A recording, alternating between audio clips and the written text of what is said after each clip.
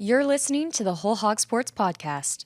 And now, here's your host, Matt Jones. Hey, welcome in. We're going to talk Razorbacks softball with Ethan Westerman today. They got a big home series coming up this weekend against Auburn. They're the number 6 team in the country, 30-5 overall. Great start for Courtney Deifel's team. I want to tell you the show brought to you today by Eggland's Best. When it comes to your game day, you want the best in your lineup. That includes your eggs. Eggland's Best delivers more of the nutrition you need with 6 times more vitamin D and 25% less saturated fat than ordinary eggs. You can score now with Eggland's Best. Better taste, better nutrition, better eggs.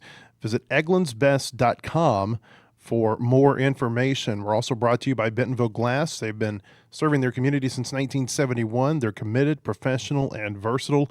If you're looking for a quality leader in Northwest Arkansas or looking for skilled craftsmanship, look no further than Bentonville Glass for all your glass market needs with the highest quality products. You can come by and see them now at 507 South Main in Bentonville or online at bentonvilleglass.com. Before we get to Ethan, a few thoughts on the Razorbacks' 10-2 baseball loss last night against Auburn at Plainsman Park. Left Arkansas in an 0-1 hold there. It's a 5-game losing streak. It's the longest losing streak the Razorbacks have had since the 2020 team lost 5 in a row. Obviously, that season didn't get to go very far. 2016, the last time Arkansas lost 5 conference games in a row like they have now. Of course, 2016 was when they lost so many games at the end of the year, including 11 in a row in conference play. Gabe Gackle looks like he's probably going to go to the bullpen for Arkansas after another. It was a better outing than what he had against Florida the week before. He went 4+ innings, but still kind of disappointing in the same way. A lot of walks in there. He had 4 walks. Went to a 3-ball count, I think, in 10 of 21 at bats against Auburn last night. Just not the kind of performance that you need from a Friday night starter. And Dave Van Horn said afterward that they're, I think he said, will he go to the bullpen? Maybe. We'll see. And I think that's probably going to be the move for Arkansas. We've seen Gackle pitch well in the bullpen in the past. We've seen him struggle in a starter role in the past. And this is about that time of year where you really have to kind of cut bait if it's not working for you on the mound. And certainly for Arkansas, all the struggles that they're having across the board, you got to have a strong Friday night starter. And we'll see what happens moving forward. Hunter Dietz is going to start tonight's game. He seems like the pitcher that if they have one is potentially capable of taking the team and putting on his back and saying, I got you. I can give you 6, 7, maybe into the 8th inning on a night when everything's going right. Now, he has to be more consistent than he's been in the past few weeks in order to do that. But, it feels like they've got to find a starting pitcher who can do that to take some of the stress off the bullpen that just continues to happen right now with these short starts they're having. So they're in the hole, 0-1 at Auburn. We'll see what happens the rest of the weekend. Certainly not a real good start last night for Arkansas. It didn't give you a lot of confidence that they're going to be able to win that series. But, we've seen teams turn it around kind of middle of the series before. Auburn, not a real high-scoring team. The fact that Auburn scored all those runs last night, I think, is a real concern for Arkansas from a pitching perspective. That's 5 games in a row now where Arkansas has not pitched well. They had all the walks in Game 1 and Game 2 against Florida, and then in the last 3 games, including a midweek game against Missouri State, the hit totals have been 17, 14, and 13 last night against an Auburn team that's the lowest scoring team in the SEC, or at least they were the lowest scoring team in the SEC going into that game with South Carolina, who kind of ironically beat up on Texas last night 9-1. So the 2 low scoring teams in the conference both had big opening games at the plate. Arkansas 6 o'clock game time tonight against Auburn. We'll have a lot of coverage on our website, wholehogsports.com. It's supposed to rain tonight in Auburn. That might be something to watch. Tomorrow's game scheduled to start at 2 p.m. Might be some delays in there. We'll see with the way the forecast is looking in Auburn. Here in Fayetteville, the Razorbacks are hosting Auburn softball. That series is going to get underway Saturday at Bogle Park. They're going to play a Saturday, Sunday, Monday series. This is done because TV says so, and they'll get 3 games here against the Tigers. Really good chance for Courtney Deifel's team to continue to kind of roll along. Mentioned they're 30-5. They've got a winning record in SEC play. They look really good, Ethan. What has stood out to you so far about this softball team, and maybe what looks different than what you saw a year ago? Yeah, I think what mostly stands out as it's just a very veteran team. They've had teams with a few seniors in the past, but this is the most that I can remember since probably that 2022 season when they won both the SEC regular season and tournament. That team had a lot of seniors. This team reminds me a lot of that team, just with you look at the lineup and it's just a bunch of players who have played in a bunch of big time games, been in big time moments. The recruiting class that they had. Um, right after that 2022 season I mentioned, was number one in the nation, and those players are seniors now. And I just think that, you're starting to see, um, you know, as years have gone on, how they've progressed and how they've really rounded into just kind of the core of this team. And they're having a really good senior season so far. I just think that what stands out to me is their depth right now. Courtney Deifel talked about it a lot in the preseason that she thought it was the deepest team she had, and we've just seen that play out 100% to where really they, insert somebody else in the lineup and you don't normally have any sort of drop off. It's just there's a lot of options, a lot of healthy competition.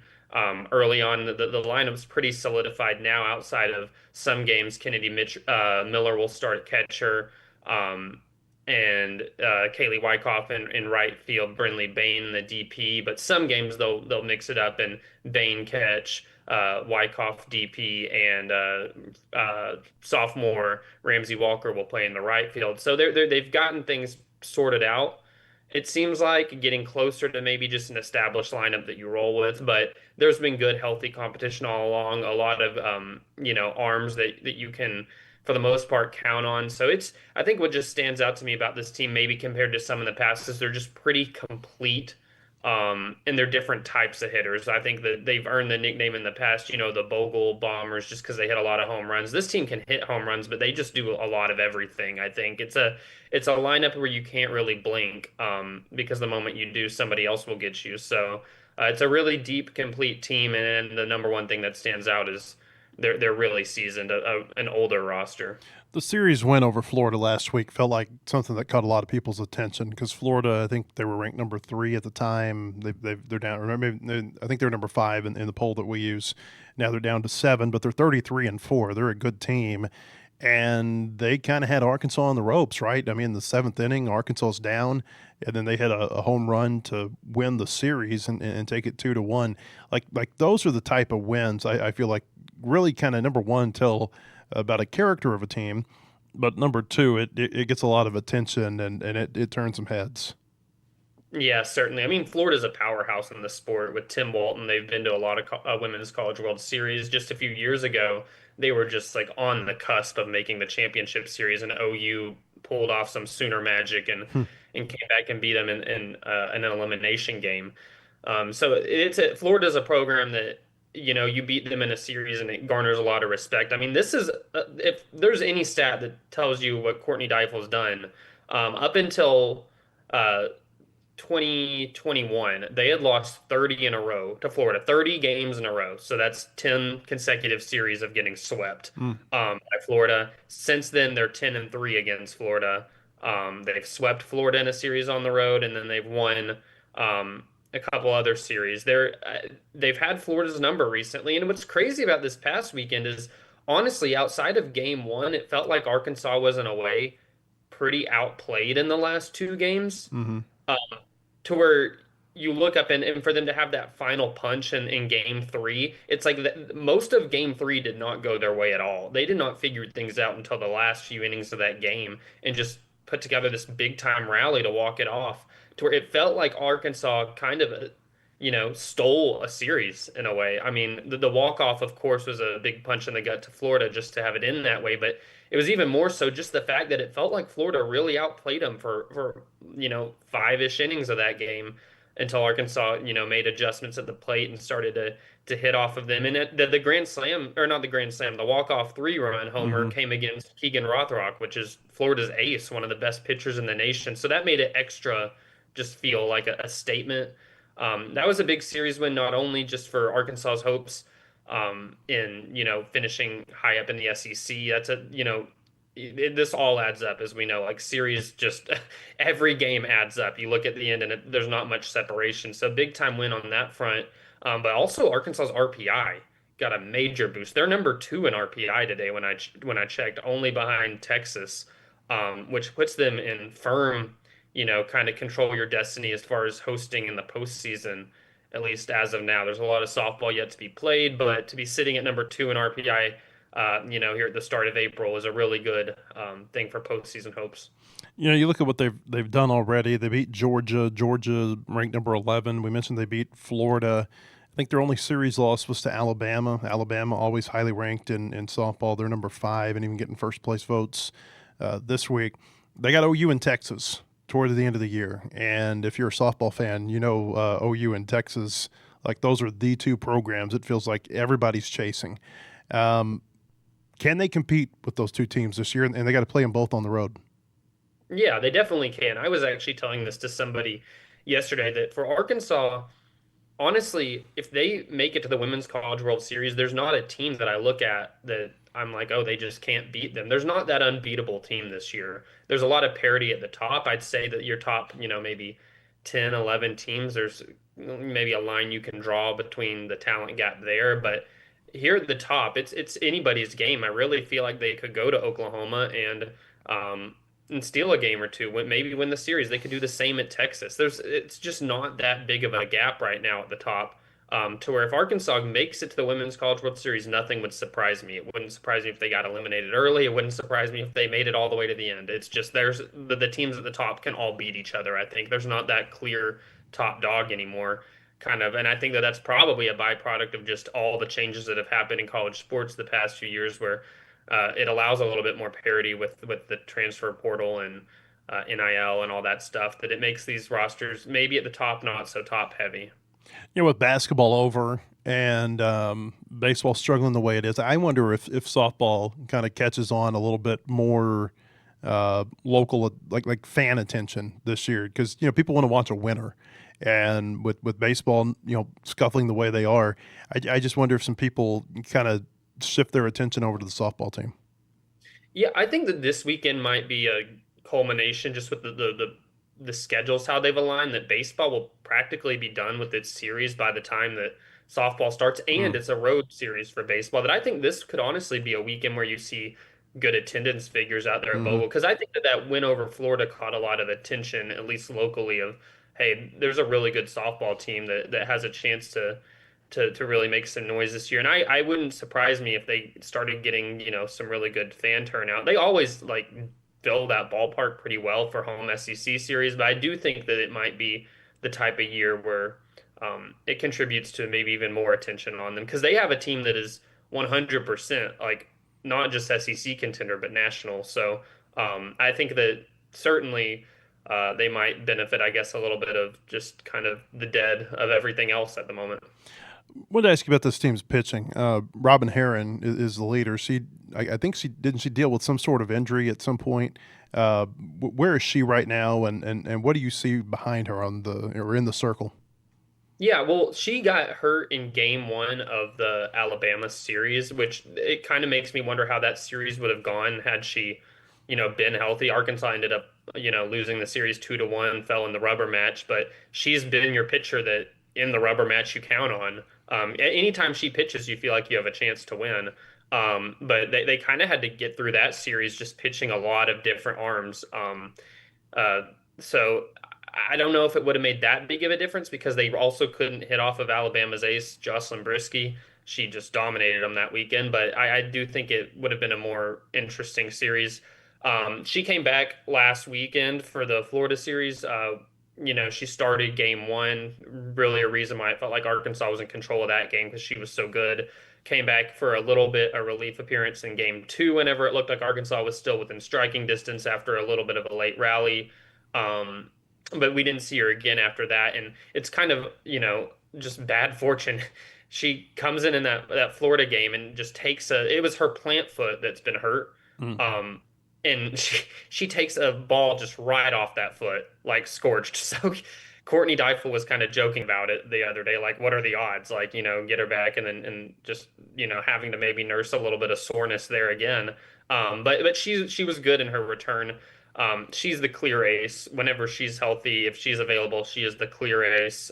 Controls a lot of innings. But you look at SEC play, and because of her not being available for all of it, a freshman, Sailor Timmerman, has the most innings. She's pitched 20 innings, has a 2.8 ERA.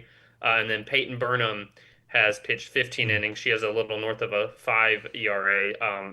And Burnham is also, she dealt with illness for a lot of, like, she was just now getting to kind of ramp up. Hmm. In conference play, she pitched a little bit, but there was some sort of just ongoing illness that had her just feeling, I think, a little bit weaker. And Courtney Deifel's been working on ramping her up. I would expect Burnham by the end of SEC will be it would not shock me at all if she's looking back to kind of how she did last season. She hasn't been bad by any stretch of the imagination. It's just she's not at that level she performed at last year, and I think that a lot of that's probably attributed to the illness she was dealing with. And so I think that as they progress through SEC play, you kind of have three options, and they all give a little bit of something different. So their pitching is it's been pretty good. I think it could improve, especially in SEC play. It's seen a little bit of a dip, but they keep them in games for the most part. You talked about the power numbers, but man, I tell you, the averages on this team offensively just really jump off the page at me. I think I count 11 players that are batting 313 or better. Now, three of them don't have qualifying at bats to count toward the batting average lead, but I'm looking here at starters: 427, 421, 388, 385, 385, 370, 370, 358. This is an amazing looking offense they've got. Yeah, that's one of the best offenses in the nation, and it's a credit. It's funny the number one in batting average, Brinley Bain, is a freshman, so you're just kind of her Hmm. 427 average is really impressive for a freshman. But then you look after that, and it's senior, senior, senior, senior, and then really talented sophomore Ella McDowell, senior, senior. It's just such a veteran lineup that I think has been through it Hmm. and has seen a lot of pitching in their careers. It's not only a veteran lineup, it's a veteran lineup full of players who have won like all conference awards. Like you got Dakota Kennedy, a Gold Glover from Arizona, she's trying to get her third different conference all conference nod because she was at Arizona for the transition. So she's been all Pac-12, all Big 12, and now she might be all SEC. It's like you have veteran players who are also like they have the credentials. These are not, if any of these players in theory, let's just imagine they had gone in the transfer portal last year away from Arkansas, which it's amazing they did not lose any players to the portal. I think that says a lot about the culture they have and the players want to play here. But they have enough players on this roster that any of them would have been like a big fish in the portal. Like Mm. they're just it's a roster full of really highly touted players, and there's quite a few SEC teams that are like this. Like you mentioned, Texas, Oklahoma. Those top teams in the SEC are full of lineups of just really credentialed players that have gotten a lot of respect over their careers, and Arkansas is no different. But yeah, the production has been off the charts, and I think they're averaging a little north of 9 runs a game. Their run differential's like plus 6 point Hmm. something. It's this team can really swing it, and they're also like it's just a staple of a Deifel team, and DJ Gasso's really just made it even better. They're really disciplined drawing walks too, and so the on base percentage is 475, which is unreal. The run differential, that's a number that stands out to me because I don't know. I feel like that's always the kind of the tail of a really good team.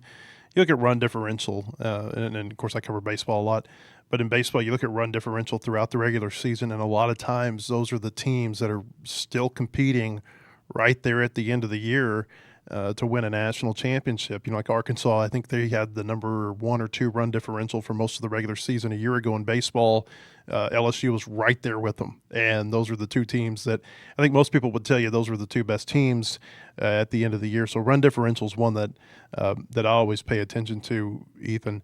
I think a lot of people are going to hear about softball and say, well, we've kind of heard this before. 21 they go to the Super, and 22 they go to the Super, and last year they lose the Super, and they've had all of these postseason chances to advance to Oklahoma City through their home ballpark. Looks like they're going to have another chance to do that this year. Is there anything about this team that makes you think it might be different than some of the heartbreaks they've had in the postseason the last 5 years? It's really just that they've been there, done that now. All these players are older. I think that they just I mean, you look at the players that are seniors now as juniors last year, they were just trying to get over the hump of they've been eliminated in their home regional the previous 2 years. And it's like they took that next step last year with getting out of their regional and being a game shy of making the World Series. And honestly, had their two top pitchers not gotten food poisoning before game one, Hmm. I think that's probably it might have been their first appearance. Like that team was really, really good last year. This team I just think is even more complete last year, but Brielis and Courtney Day, they just bashed their way a lot of times to winning a lot of games. This year's team just does it in different ways. It's like there's not one way you really can beat them. Here's the thing too. We talked about run differential and how that's pretty lopsided, in their favor right now. They've had a ton of run rules, and it's in games that they scheduled to be tests. Like they Hmm. scheduled a bunch of like conference favorites mid majors, and they're winning these games like 10-2. Courtney Deifel's actually been, recently touting how she thinks that they need to, in softball, like stretch what qualifies as a run rule. She thinks it needs Hmm. to be more than 8 runs because the game's gotten so, offensive. And it's taken away innings from her pitchers to get to. She said that they're just now still figuring out what they have pitching because they didn't get all the innings they expected to have. Like they did not, whenever you beat Clemson, whatever it was, I think it was like, 12-0. It's a ranked Clemson team, and you Hmm. end that one in 5 innings. You end a game against Sun Belt favorite Texas State that's given ton of ranked teams fits, 9-0 and 6 innings. Like those are the games that I think they counted on maybe facing a little bit of adversity, and they just really didn't have to until SEC play. But it's a team that, like I think back to last year when they faced some adversity early in SEC play, it took them a while to get out of the slump. John Calipari talks about being 1-5 in SEC in his first season. They did the same thing softball last year. They started off 1-5 and had to climb out of it because they hadn't really faced adversity. And I think that it just said a lot about this team that they dropped the series opener to Georgia once they started SEC play and turned around and won 2 in a row. It's just a team that I think knows how to handle adversity because they're older, and that says a lot to me about a team. Whenever it gets around to postseason, how far they can go because you got to have such short-term memory in postseason when your back is against the wall. And this team, I just think has that. I just have a lot of confidence in this team. I did last year's as well, and I kind of feel like similarly, if that makes sense. And I still think last year's team was a women's college world series, quality team. They just didn't catch a good break at the end. And I'll add one more thing. What makes me think this could be the team that kind of breaks down that wall and gets them to Oklahoma City is that the NCAA this year is actually doing like appropriate seeding. In the past, they've gotten kind of it's kind of wild to say because they're Arkansas isn't like a Western state, but they've Hmm. sent a lot of times like the some of the top 2 seeds in the country, even if Arkansas is, a top 8 national seed, they'll because of geographic stuff, they'll send like an Oregon or an Arizona to Arkansas just because it's like the closest host site to a lot of these teams that were, in the old Pac-12. And so I think Arkansas hasn't gotten a good draw in recent years as far as their postseason who they've sent here, but the NCAA is now doing a strict like 1 through 32 seeding to Hmm. where you're going to hit a 2 seed that aligns with you, with what they think that your seeding should be. You aren't going to get sent an Oklahoma State as your 2 seed just because they're close. Whenever you're whatever, I think Arkansas was a number 4 national seed last year and got sent one of the highest 2 seeds. I think that will help them this year that the NCAA is now going to straight seeding, and you'll get sent a 2 seed that aligns with, if Arkansas is sitting there right now at the number 2 RPI, maybe you'll get sent a 2 seed that more closely aligns to the bottom of, maybe the number 30 team or something like that. Games this weekend: 4 o'clock on Saturday. That's going to be on SEC Network Plus. 3 o'clock on Sunday. That'll be on SEC Network, and then 6 o'clock Monday night on SEC Network. Ethan, we'll get you out of here on this. What's the key to Arkansas winning this series? Honestly, just kind of be yourself. I think that they also you can't let the emotional high of last weekend, which they've had some time to, like a break between a really rare one because of the Hmm. series starting on Saturday and they didn't have a midweek. They had like 6 days between games and they actually grilled out at Bogle like the players did while coaches were gone recruiting on like Monday or Tuesday. The players sort of just like wanted to stay kind of around each other and so they grilled out, got back to practice Wednesday, and Courtney Deifel said she's not worried about any sort of like, kind of hangover or like letting like that they know how to turn the page. I think that's another byproduct of an older team. I think that they just have to turn the page and really just attack it like you would any other SEC series because they are the better team, and they just kind of have to go out there and prove it. Auburn's better than its record says, I think. But this is one of those series that I look at Arkansas. I'm like, can you get a sweep? I think a sweep would be huge. It's really hard to get sweeps in SEC softball because you're going against a lot of ranked teams most of the time. This is one of two series on their schedule, SEC, that isn't against not only a ranked team, but like most of their series are against like top 15. So it's a real opportunity to play in front of your home fans on getting a couple nationally televised games to just kind of handle business. I think that this is just kind of be yourself, and you should I think Arkansas's B game could beat Auburn's A game, if that makes sense. I just think that you have the more talented team that's proven it this year. You just have to go out there, and you can't go into just dilly-dallying expecting to win. You have to go and just handle business. Ethan Westerman, he is the best. Covering Razorbacks softball. You can read him at wholehogsports.com throughout the weekend. All of his coverage. Of course, we'll have baseball coverage, football spring practices in full gear. We'll have stories from Razorback Stadium as well on our website, wholehogsports.com. Throughout the weekend, Bubba Carpenter will be back here in studio with me Monday. We'll look at Arkansas-Auburn baseball. Hope to see you then. Have a great weekend and a happy Easter.